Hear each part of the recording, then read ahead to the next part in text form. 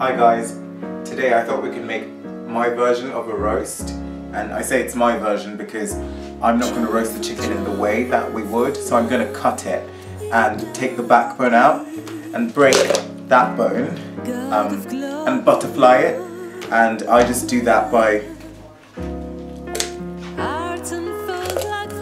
doing that. So you need really strong kitchen scissors. And I'm just gonna. So when I do this, this reduces the cooking time in half. It makes it cook really, really quickly. So whereas with the bone there, it would take probably like an hour and a half to cook, this would cook in about an hour or even 15 minutes. So this is what this then looks like. We're going to move on to this. We're going to move on to preparing our pan, and what I'm going to do, what I like to do is I like to sort of prepare a bed that the chicken can sit on, and what I've got are some parsnips and some sweet potatoes. So again, my version of a roast. Instead of having normal potatoes, I'm having parsnips and sweet potatoes. I stick all of this in there.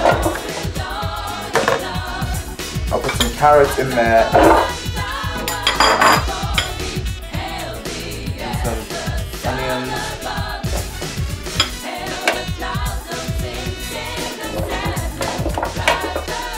and this will sort of really help to also, you know, it'll give us some juice and it'll help make the gravy.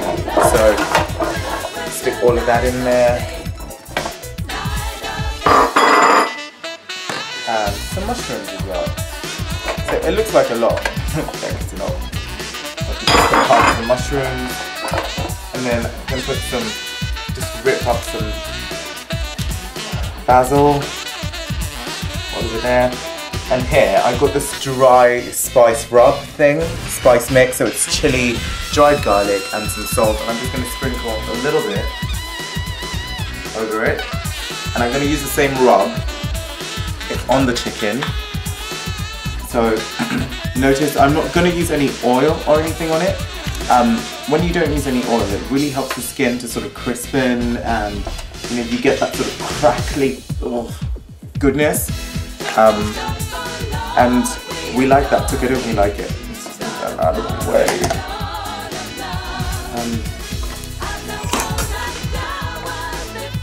I'm just going to turn it the other way. And put some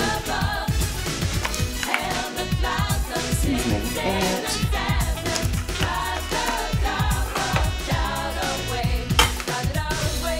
Now you're wondering about this back. I'm going to put this back in here. It's going to roast with this, and this is actually a nice treat for the cook. It goes so crunchy and crispy, and it's so tasty. I'll show you guys. This is what I've spiced everything, and I'm just going to place this in the middle here.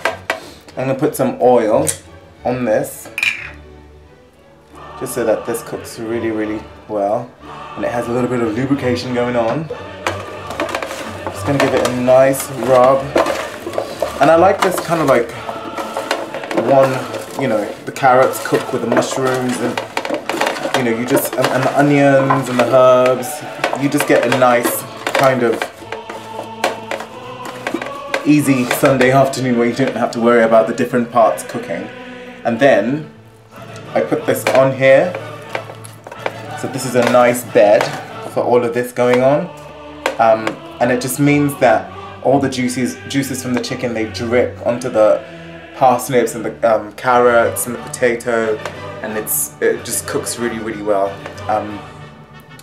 So this is done. I'm going to put this in the oven at like 220 for about an hour. So now I'm making the Brussels sprouts, and they're going to go in the oven as well. I'm not going to bake them.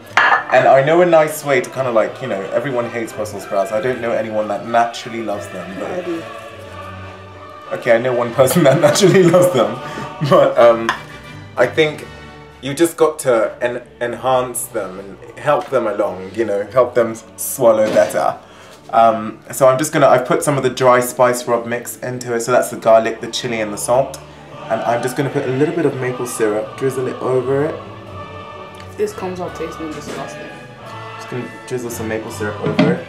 Then I'm gonna drizzle some olive oil as well. And I'm just gonna mix. Oh, it smells like fun already.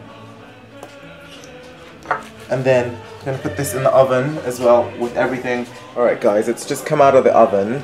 And this is after 40 minutes. And I'm just gonna flip it so it does like another 20 minutes on the other side.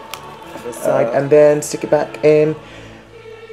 And I'm gonna let it brown on this side, and it'll just be in the oven for another 20 minutes, and then I think it really should be.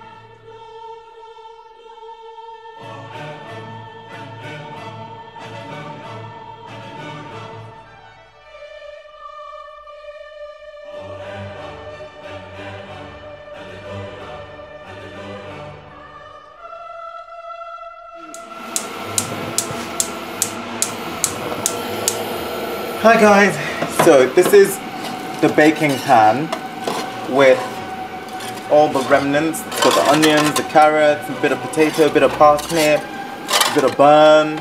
I'm putting it back on here with some chicken stock cubes. I've just put that in there. And I'm just going to do that to get all the sides of the pan.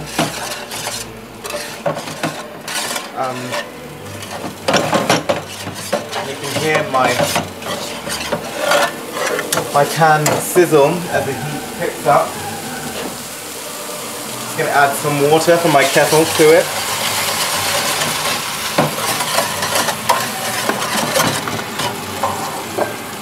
A little bit of wine, some white wine as it's chicken. You can use whatever you like though.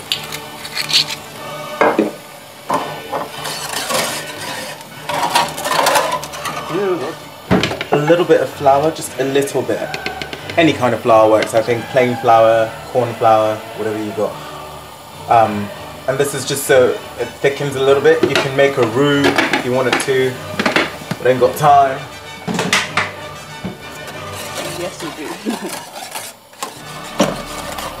And then you'll just see it thicken. And as it thickens, all I'm going to add to it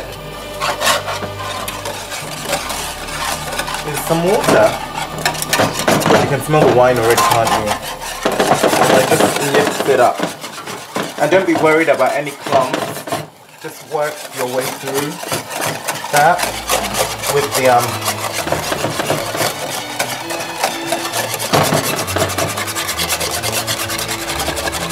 with this.